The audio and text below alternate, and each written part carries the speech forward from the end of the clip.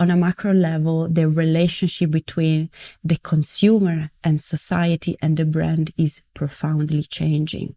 The role of brands, business institutions in society is changing. So it's shifting from like providers of products and services to ecological, societal, and cultural leaders. Brands are truly becoming actors in the culture. They can build culture. They can build social value. They can build cultural value. They can build ecological value.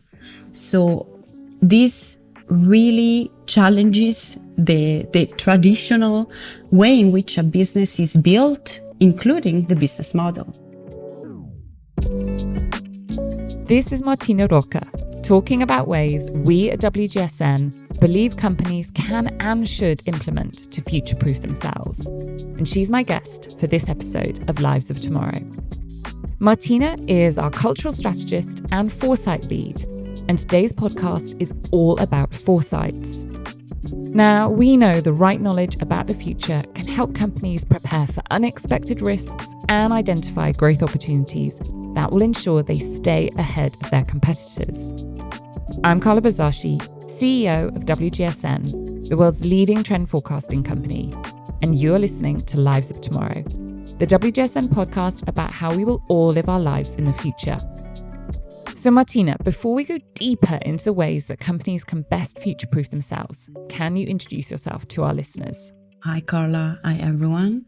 My name is Martina Rocca, and as you mentioned, I'm a cultural strategist and foresight lead at WGSN Insight, which is the cultural and behavioral intelligence of trend forecasting agency WGSN. Okay, so let's start with the basics for people who don't know anything about trend forecasting. What is foresight? So foresight is several things simultaneously. Is a way of thinking, a tool, a methodology that basically helps brands, organizations, NGOs to see possibility, realities, opportunities that do not exist yet. So it's very important and critical in this moment that companies are able not only to envision, but also to build, to construct alternative realities in production, in consumption, in the economy, in the interaction, but also in emotions and behaviors. So can you kind of take that one step further and explain to everyone how we use that foresight with all the brands and businesses all across the world that rely on us to future-proof themselves?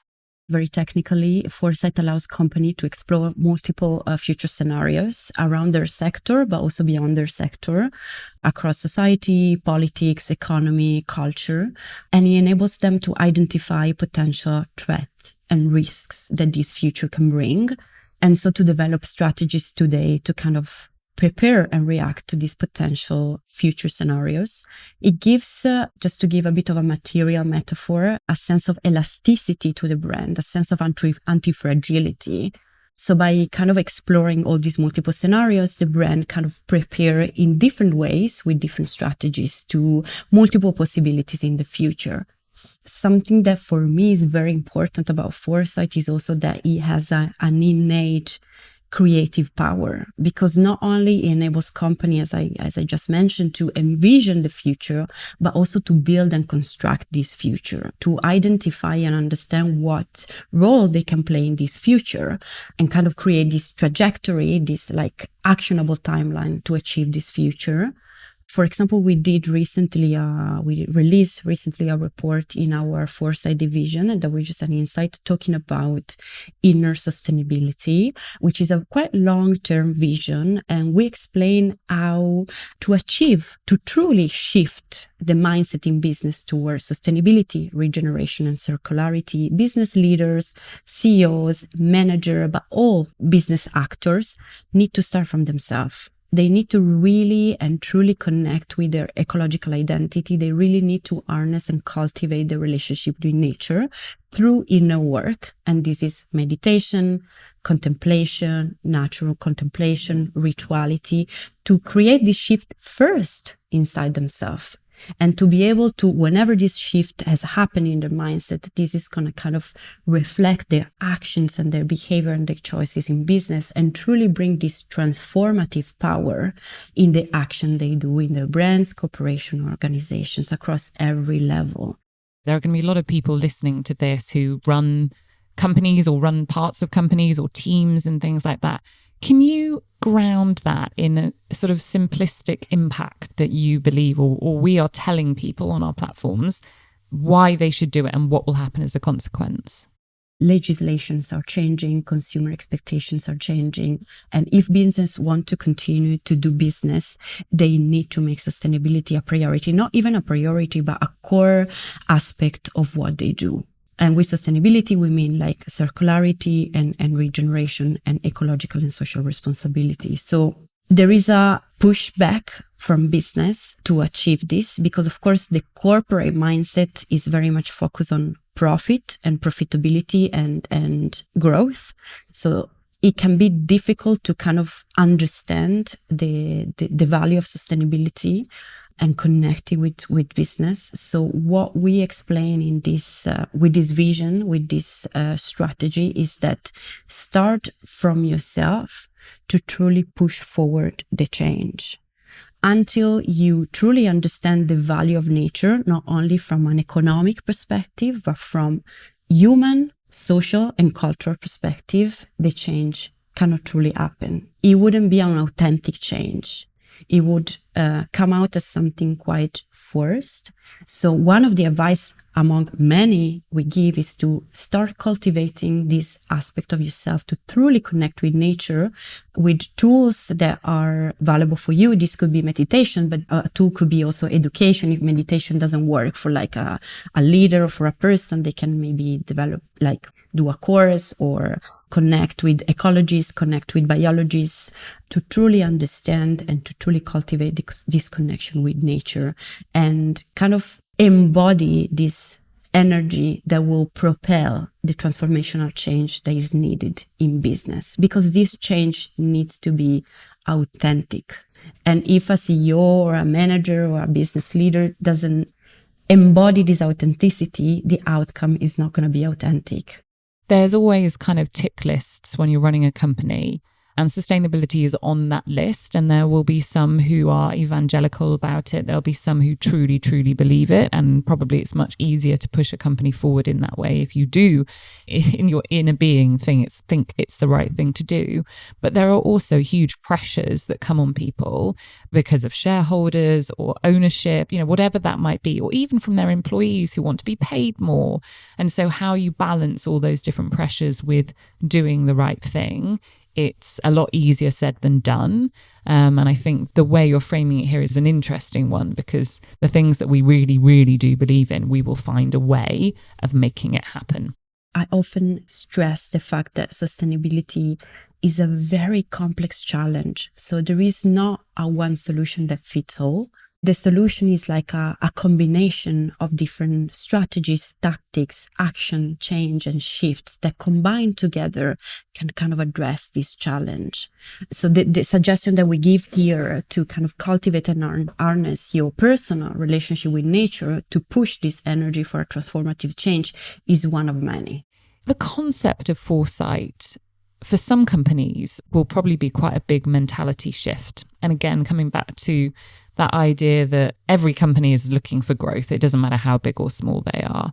Do you find when you educate people about the value of foresight that it's something that they can grasp and embrace? Or do you find, especially with the economic backdrop as it is at the moment, that it's something that people are maybe not quite so enthusiastic about?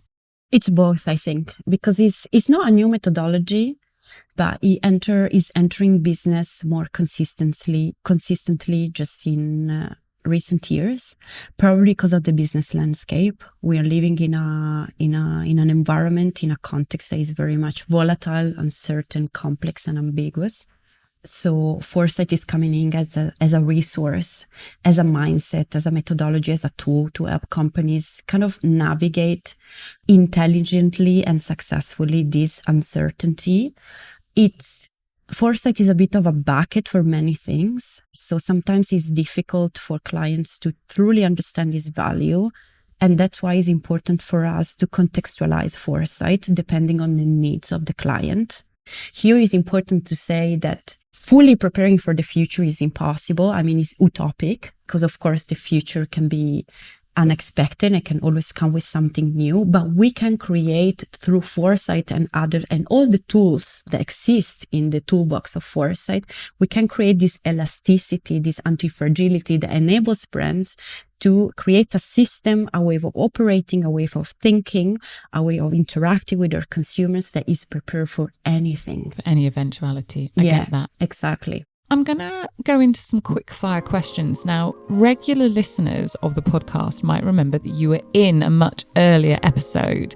So there may be some people that kind of feel they know you. However, our questions have changed slightly. So get ready for these ones. And this maybe we'll get to know a whole new Martina today. So when are you happy? I'm happy when I learn. I'm happy when I learn because I think that the main purpose of life is actually learning and kind of expanding your mind. So I have a strong curiosity within myself. And so when I learn something, when I'm challenging my position, for me is a moment of happiness. However big or small, what one day-to-day life hack couldn't you live without? Rituality. For me, it's super important to have a routine, especially morning and evening, to set the tone of the day and the following day. So rituality, simple things. It could be like my tea in the morning. It could be like dry brushing in the evening, which is a ritual that I always do morning and evening. Like definitely rituality because it keeps me grounded and it's like small moment of pleasures that can kind of help me go through the day positively. What was the last TV show you binged and had to recommend? I joined this kind of alternative streaming platform called Mubi.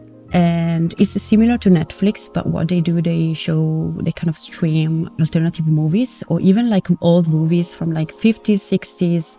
So it's a streaming platform that I use a lot. Is very interesting because they have cartoons or like movies that is almost impossible to find anywhere because they were in VHS or they were in DVD. So this is something is like a small pleasure. Amazing. I love that. Okay, Moby, we need to go and do some more investigation on that. When and how do you prioritize yourself? Like definitely traveling is a big way for me to prioritize myself. It's connected with this inner will of like continuously learning and curiosity. So traveling is a big thing for me, kind of discovering, even traveling within my own city. So organizing an activity, visiting a neighborhood or like visiting a lecture that is maybe out of my comfort zone. So definitely these kind of activities are super important for me. And traveling outside, of course, my country, I'm originally Italian and based in Milan. It's a big way of prioritizing myself because it gives me a lot of energy, positive energy through many things like discovering new things, new visuals, new aesthetics, new cultures, interacting with different people. For me, this is very important because it's regenerating. Yeah, I can see that. What do you rarely share about yourself? Probably my creativity. I actually formed as a designer, as a critical designer, and I'm very creative with my hands, also with my writing. For example, I write poetry. This is something that I never share. Wow. I did not know that about you, so there you go. That's a hidden part of myself. Okay, amazing. Right, we're going to get back into the topic for today. So what is the most important thing that companies should be aware of in the near future, from your perspective? One of the main change that I think brands must be aware on a macro level, because in my work at WGSN, I often work on a macro level, and then all the verticals develop more. What does it mean for this industry? What does it mean for this product? On a macro level, the relationship between the consumer and society and the brand is profoundly changing. The role of brands, business institutions in society is changing. So it's shifting from like providers of products and services to ecological, societal, and cultural leaders. Brands are truly becoming actors in the culture. They can build culture. they can build social value, they can build cultural value, they can build ecological value. So this really challenges the traditional way in which a business is built, including the business model. Yeah. I mean, when you see you've got these big companies who've got turnover bigger than the GDP of countries, that's astonishing. It's not new. I mean, it's been there for a number of years now, but more companies are kind of hitting those thresholds. And then you've got other instances where entire countries' kind of growth now is dependent on a single company within that country. And that's, the who's in position of power and responsibility then changes an awful lot. Yeah, exactly, the responsibility. And there is a great push from the consumers, which are becoming very much aware of this power and the power they are granting through their purchasing decisions, and therefore this value that is created by the company, which is not only ecological value, but many different kinds of values, must be shared with the communities, with the stakeholders that this brand harness. If you were to give companies one piece of advice on the future, we've just talked about the fact there are always multiple scenarios, but one piece of advice, what would it be? Reflect on your purpose and on your values as a business, and use this as your blueprint for everything you do. The purpose of your business, and when I say purpose, it's not only like profit, like developing profits for like a small elite of corporate leaders or even an individual, but it's really given the responsibility and the power that you have been given by society and institutions and by the entire system of the world. Take this responsibility in a generative way. So companies have been given a lot of power by society and institutions, and they need to be aware of this power and recognize that this power comes with a responsibility. So the responsibility goes beyond creating profit and value for yourself or your shareholders, but also to share this value with all stakeholders that participate into your brands. And this means for the culture, for the ecology, for nature, for societies, for the communities that are interconnected with your brand. So you've written about a methodology matrix, we talked about it, that can act as a framework for a starting point for strategic planning. How can a company take that and make it central to how the business is run?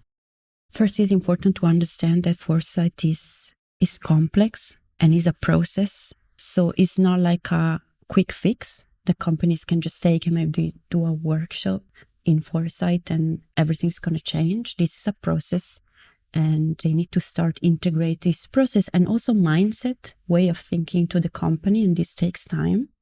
It's a long-term plan, it's a long-term vision.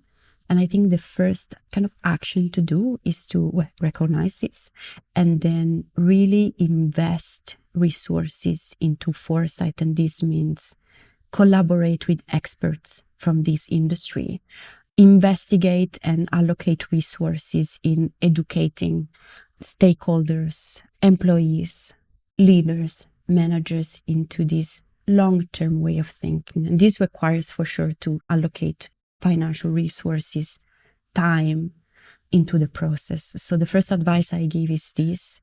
And then probably the second advice is to really link this process, link foresight with your purpose and with your values, because this is a critical tool that can enable you to push forwards these values and see how can these values be relevant in the future and continue to drive your business forward.